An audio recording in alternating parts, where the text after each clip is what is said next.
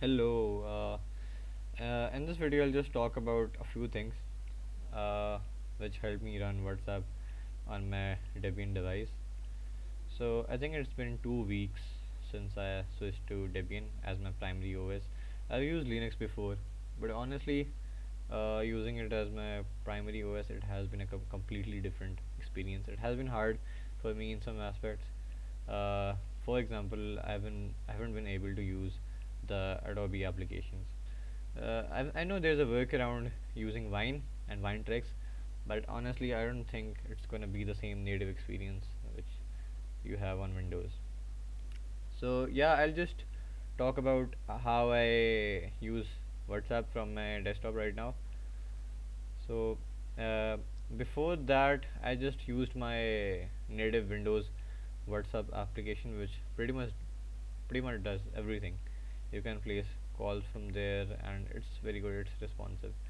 And using WhatsApp web, I cannot place calls, and it's just like it has the normal features, but I cannot do everything from there. So one solution was to create a virtual device and run WhatsApp Android natively from there, but the idea wasn't very appealing to me to op- open the virtual device every time I just needed to use my WhatsApp. So I just basically I am actually using a virtual device, but I kind of just streamlined the whole process of running the Android virtual device. So first I'll just open my Android Studio and show you my setup from there. This is my AVD. Right now I've created only one virtual device and it's named Nexus 5. The API is 23. So after creating your virtual device, just note the name. Okay, we're gonna need this for the later part.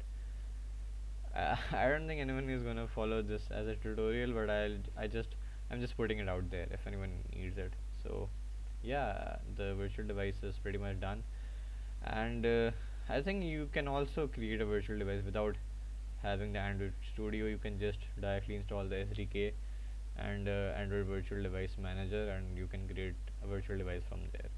I'll link it up in the description, and I think it's pretty much doable. You don't need Android Studio for this.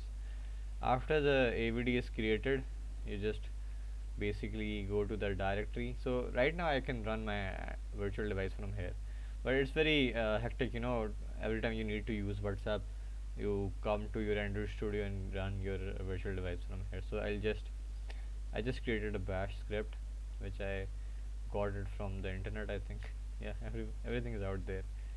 So yeah, I just created a bash script that runs this AVD for me. So I think I placed it over here. Yeah, this is the script.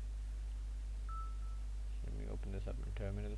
So every time I need to run my AVD, I'll just come over here, bash run nexus 5. Shit. Oh, it's a typo. Sorry. Yeah. So this will just run my AVD. I have WhatsApp here. Yeah. I can just use my WhatsApp from here. You also need to change one setting, which is you need to give your AVD access of your microphone. Come over here and just check this thing. Virtual microphone uses host audio input. Yeah, that's pretty much it. So now coming to the streamlining part, how I streamlined the whole process. Even coming to your terminal and typing this thing every time you need to run your AVD is kind of going out of the way. So what we actually need over here is a desktop entry, and for that I think most of you are going to be aware of where the desktop entries are placed. So everything you see over here has a desktop entry in the desktop entries folder. It's a directory.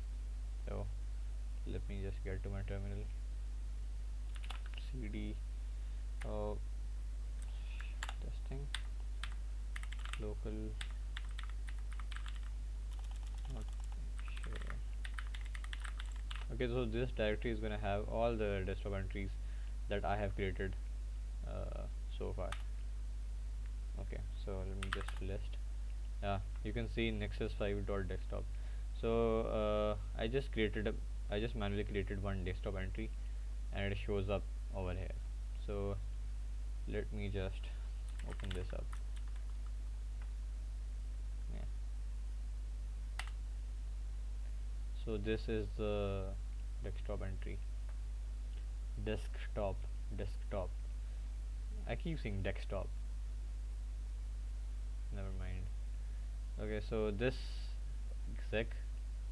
execution part, it contains the command that is used to run. Okay, so it just starts with bash, and this is the command in the inverted commas.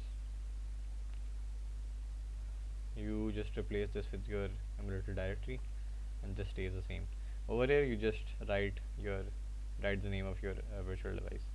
Okay, let's say in your case it's pixel 6, so I'll write pixel 6, and in the space I'll replace it with an underscore. Okay, yeah.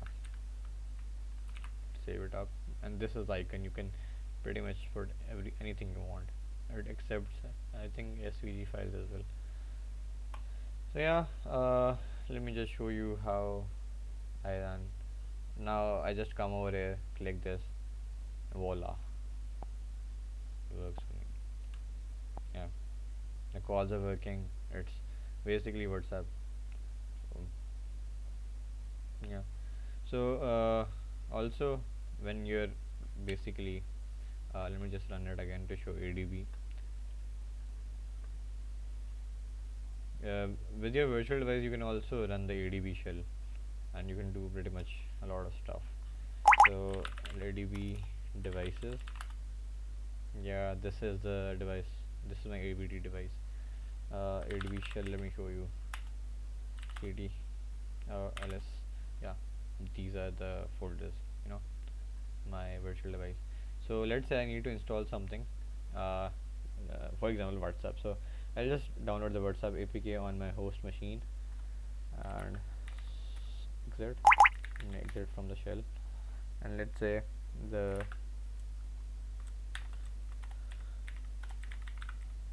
download. I keep forgetting this thing. Oh, the spellings are not okay. Never mind. It's been yeah.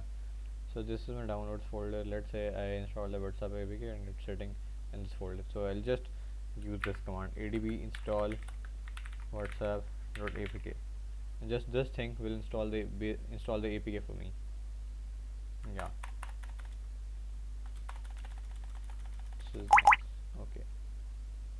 Oh, this is weird.